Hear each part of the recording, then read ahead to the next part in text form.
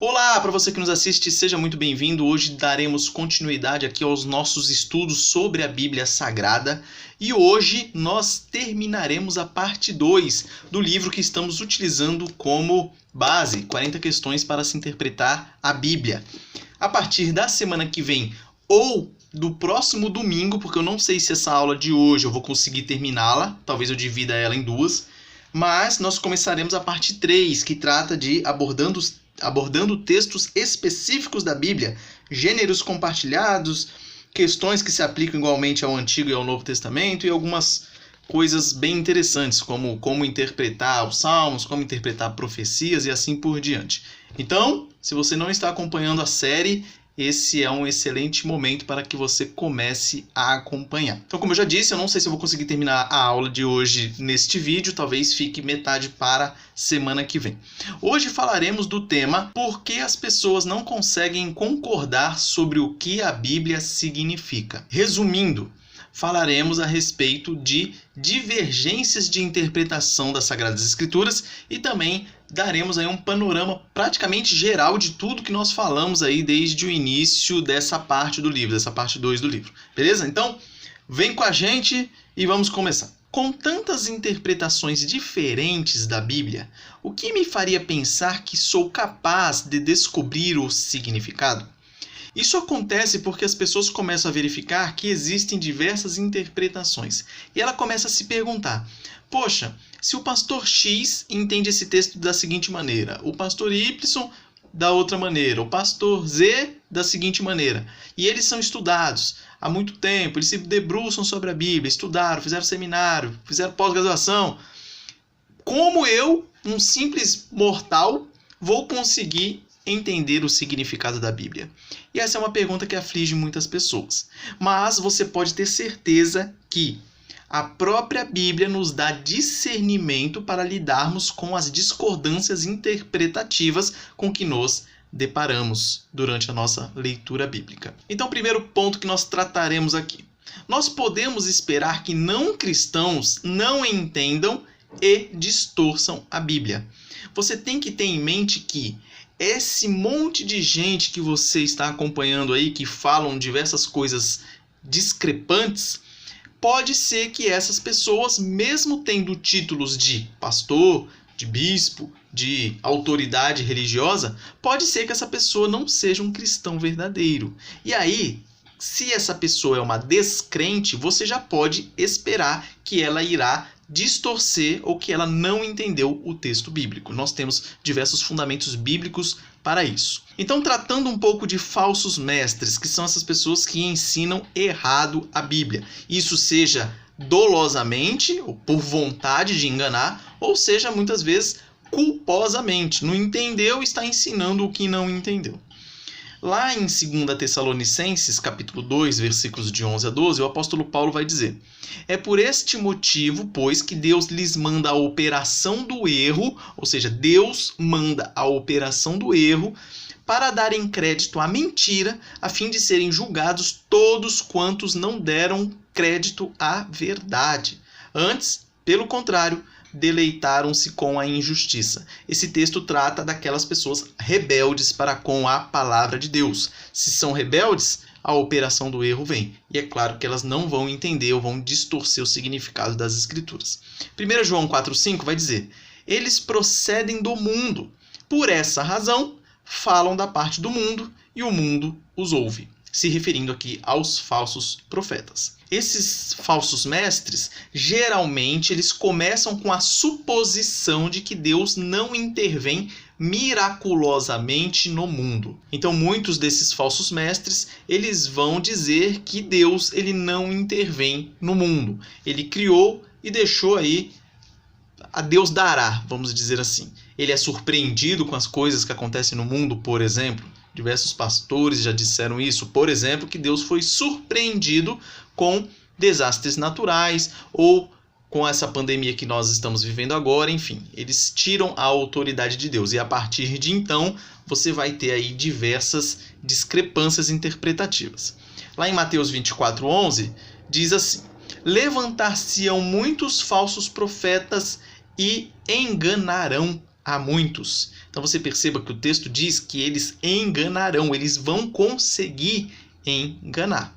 Então tomemos cuidado com os falsos profetas. Lá em Mateus 7,15 vai dizer: acautelai-vos dos falsos profetas, que se vos apresentam disfarçados em ovelhas, mas por dentro são lobos roubadores. O que nós temos que entender é que esses falsos profetas, geralmente, eles vêm com o formato de ovelha. Eles vêm com o formato de ser uma pessoa excepcional, uma pessoa gente fina, uma pessoa agradável, uma pessoa que fala bem, uma pessoa amorosa. Porém, a gente tem que ficar atento quanto a essas pessoas. Temos que ficar de olhos bem abertos para não sermos enganados por eles. 2 Coríntios 4,3 vai dizer: mas, se o nosso evangelho ainda está encoberto, é para os que se perdem que está encoberto. Esses que se perdem são os ímpios. Então você percebe que aquele falso mestre, aquele que se perde, aquele ímpio, aquele que não se arrependeu, ele tem o evangelho encoberto. Logo, ele não interpreta corretamente, logo ele ensina errado. Segundo ponto para tratarmos aqui: a quantidade de discordância entre os crentes genuínos é superestimada. Ou seja, dos crentes fiéis, dos crentes genuínos, daqueles que nasceram de novo, as discordâncias entre eles são poucas. E muitas vezes as pessoas tentam superestimar, dizendo que discordam em tudo. E muitas vezes a culpa é dos próprios intérpretes, que às vezes ficam discutindo ou se pegando em pontos sem muita importância e só falam daquilo e dá a impressão que a discordância é enorme, mas não é. Então você tem que começar a se perguntar: qual é o assunto que estão divergindo? Primeiro ponto. Segundo, quais as posições? O que defende um, o que defende o outro? Terceiro, e quais são os argumentos? Faça essas 3 perguntas sobre qualquer texto discutido. Então uma pessoa fala uma coisa e o outro líder fala outra. Vê lá qual é o assunto, quais são as posições e quais são os argumentos que eles utilizam. Há um grande volume de concordância entre pessoas que se submetem à autoridade das Escrituras. Isso é claro e notório. Você pode ver. Podem discordar em assuntos secundários? Podem. Ou como vai acontecer mesmo. Mas nos assuntos principais não há discordância. E dentre os crentes fiéis, essas discordâncias são pequenas, essas secundárias que eu falei. Então vocês têm que tomar cuidado com a seguinte expressão de muitos líderes religiosos por aí. Ele vai dizer o seguinte: sim, a Bíblia diz que, mas... E aí ele coloca lá alguma razão que sugira que você deve desconsiderar o ensino da Bíblia. Isso vai gerar desobediência à palavra de Deus e distorção dela. Então tome muito cuidado com o tal do mas. O diabo começou com mas. Se você for começar a ler sua Bíblia lá em Gênesis, você vai perceber que quando ele foi tentar a Eva, ele perguntou: foi isso que Deus te falou? Você não pode comer do fruto proibido por causa disso? E aí a Eva respondeu. E aí a serpente falou o quê? Não é bem assim. É o tal do mas. Cuidado com o mas. A Bíblia diz que tal comportamento é pecado. Mas... esquece. Cuidado com isso. Nós devemos ficar atentos agora com relação a não acusar cristãos de negarem a fé ou de enfraquecerem a autoridade bíblica por discordarem em questões secundárias. Questões secundárias vai haver discordâncias e nós não podemos acusar determinados cristãos por discordarem de nós em assuntos secundários. Pois o nome mesmo diz, é um assunto secundário, é um assunto que não vai influenciar em nada com relação à nossa salvação, primeiramente, e nem com o nosso crescimento espiritual, por assim dizer. Então nós devemos permanecer abertos a sermos persuadidos pelas Escrituras e mudarmos nossas opiniões. Do contrário, a Bíblia não é mais nossa autoridade. No decorrer da sua vida cristã, você vai mudar muitas vezes de opiniões com relação a determinados assuntos. Então nós temos que estar abertos a isso. Nós não vivemos numa bolha e nós não devemos ficar presos a determinados dogmas com relação a assuntos secundários que eu estou dizendo. Assuntos primários, assuntos essenciais, esses não devem haver discussões, discordâncias e nem mudanças de opinião. Você não pode chegar e pensar assim, eu acreditei que Jesus realmente era o Cristo, mas agora eu acho que ele não é o Cristo não, ele só era apenas um profeta muito superior aos outros e tudo mais. Não era o Filho de Deus, vamos dizer assim. Aí não dá. Então cuidado com essas questões primárias. Essas questões primárias não tem como a gente discordar e tudo mais, nem mudar de opinião. Mas questões secundárias não tem problema nenhum. Já mudei várias, inclusive. Então vamos dar um exemplo aqui de um assunto secundário com relação a divórcio. Você vai perceber aqui alguns temas que cristãos concordam e outros que eles discordam. Cristãos concordam que o divórcio ele é mau e Deus não gosta dele. Acredito que todo cristão concorda com isso, ou deveria concordar, né? Nós temos exemplos lá em Malaquias, capítulo 2, versículo 16, e no Evangelho de Marcos, capítulo 10, versículos de 2 a 9. Porém, cristãos discordam com relação ao divórcio. Se há razões válidas para o divórcio, por exemplo, abandono, adultério, violência doméstica, etc. Então, muitos cristãos vão discordar com relação a isso. Uns vão achar que não casou, é para sempre e acabou, não há possibilidade de divórcio. Outros vão falar, não, há possibilidade no caso de abandono ou de adultério. Outros vão falar, não, em caso de violência doméstica também. Então você vai ter discordâncias nesses pontos. Textos aqui para que você dê uma pesquisada se tiver interesse. Está lá em Mateus 5,32, Mateus 10,9 e 1 Coríntios 7,15. Outro ponto que os cristãos vão concordar. Que Deus perdoa divorciados que se arrependem.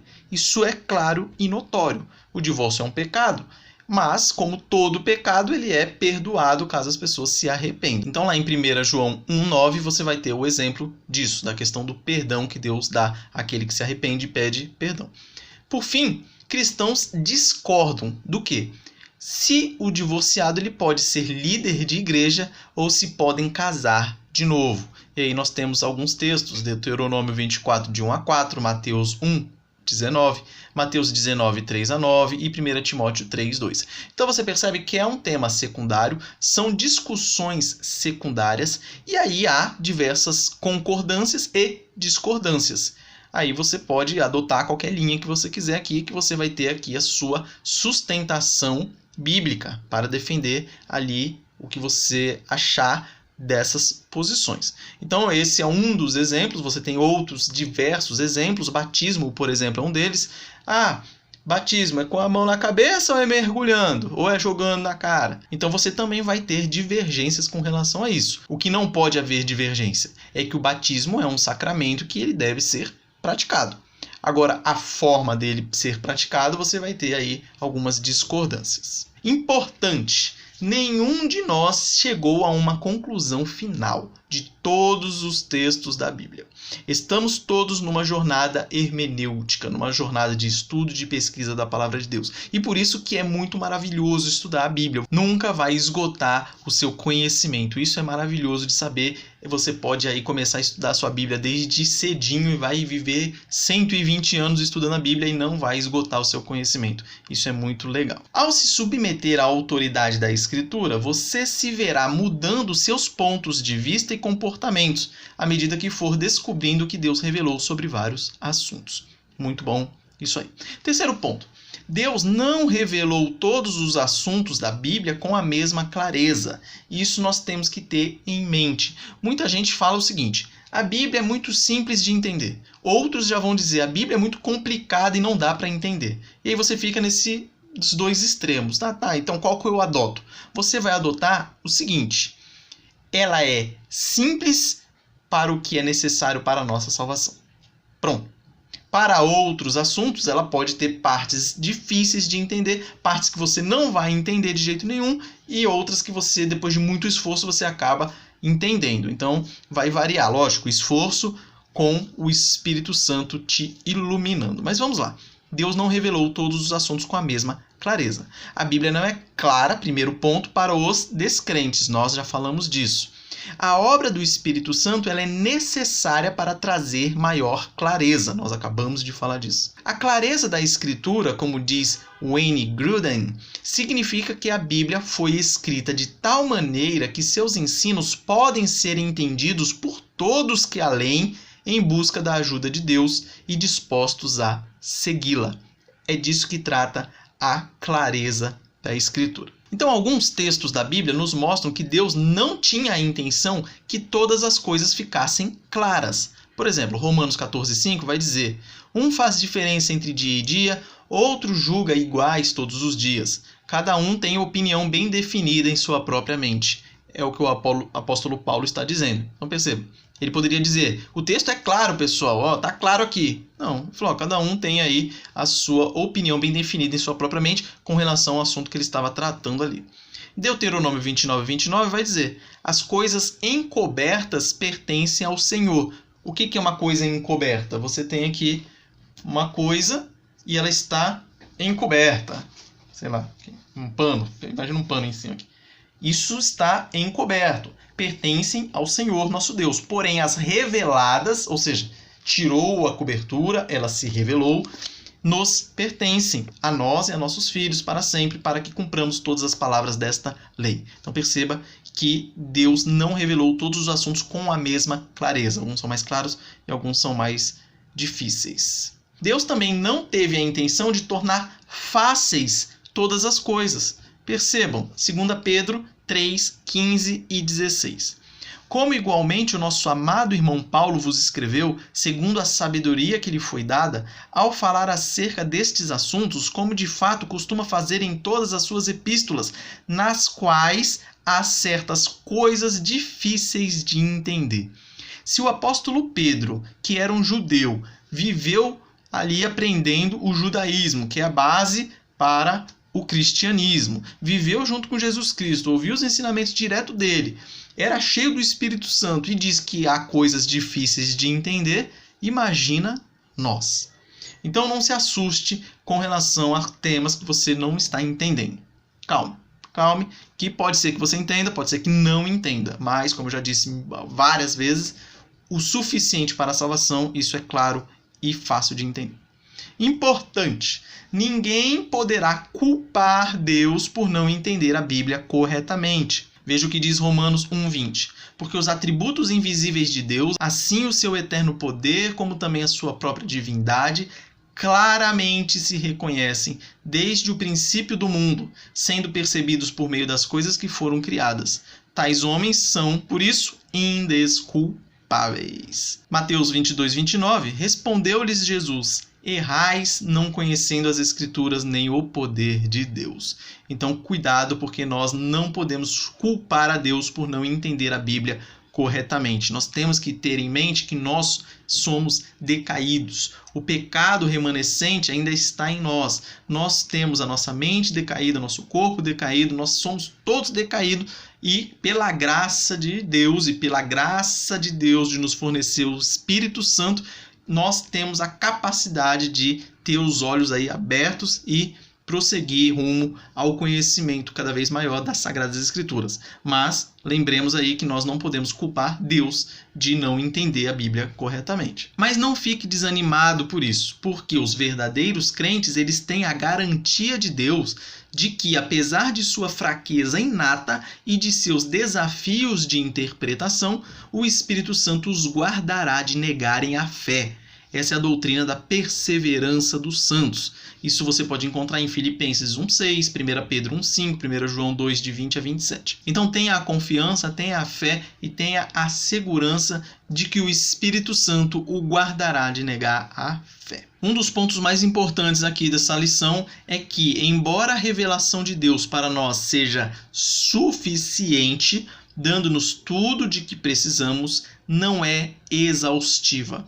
Suficiente, exaustiva. Então, ela é suficiente. É o que nós precisamos. Ela não é exaustiva. Ela não vai explicar tudo nos mínimos detalhes. Perceba o que diz em 2 Coríntios 12, 3 e 4.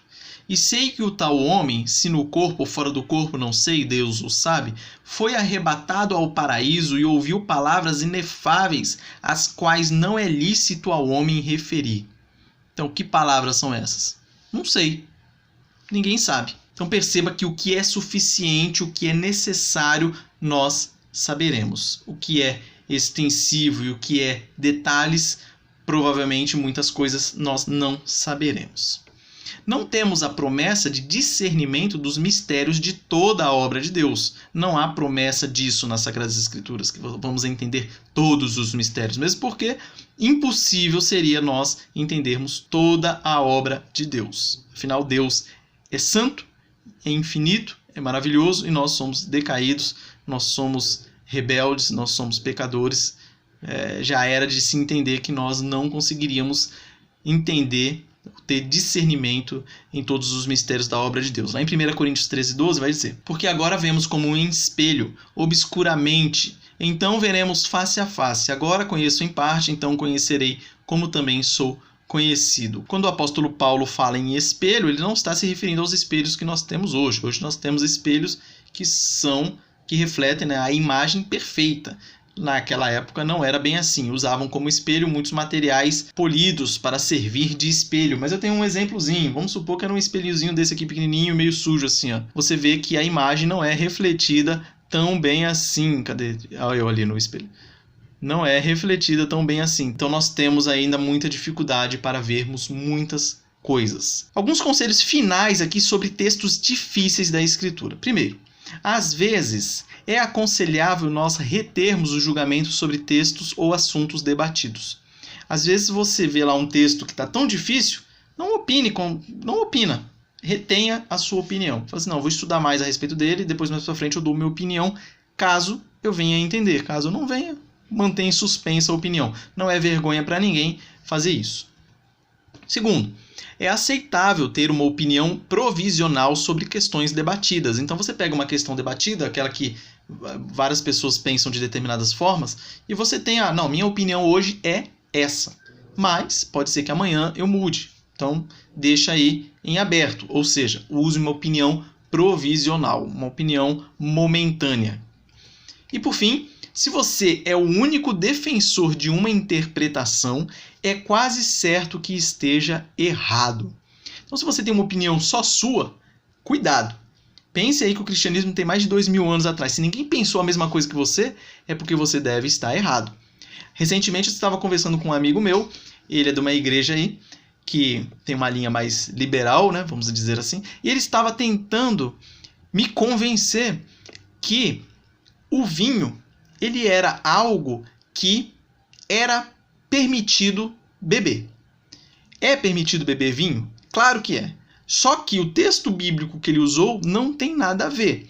Ele estava dizendo que em determinados sacrifícios do Antigo Testamento havia derramamento de vinho ali na oferta. Então não tem nada a ver você derramar o vinho na oferta querendo dizer que por causa disso você pode beber vinho e Deus se agrada de você bebendo vinho. Essa era mais ou menos a interpretação que ele estava dando para aquele texto. Depois eu fui dar uma pesquisada, nunca vi ninguém falando sobre isso. Logo, ele cai nesse ponto aqui. É uma pessoa que tem uma interpretação só dele de algo que ninguém nunca falou, ninguém viu, ninguém nunca nem pensou nisso. Então perceba, se você tem uma interpretação que só você tem, quase 100% de chance de você estar errado.